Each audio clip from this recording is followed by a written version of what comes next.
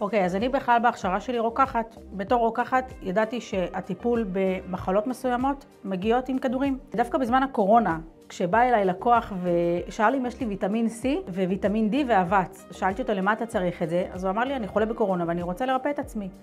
אמרתי לו, מה זה קשור? אנשים הולכים בבתי חולים ומתים, נותנים להם אנטיביוטיקות ותרופות, הם לא מצליחים לשרוד, ואתה אומר לי ויטמין C, אבץ וויטמין D, משהו לא הסתדר לי, ופשוט ממש צחקתי עליו. הוא לקח אותי לצד ועניין אותי לדעת מאיפה זה הגיע בכלל, מה קשור. הוא הכיר לי בעצם את מורה הדרך של כל הרפואה הטבעית, הרפואה הנכונה, ונפל לי שם האסימון, שאני כרוקחת יודעת משהו אחד, ובעצם כל תהליך הריפוי זה בכלל משהו אחר. באורח פלא מה שקרה שם בסופו של דבר זה שגם אני חליתי בסוף בקורונה, והדבר הראשון שעשיתי זה פניתי לאותו ספר ולאותו רופא שכולם דיברו עליו, ועשיתי בדיוק מה שהוא אמר.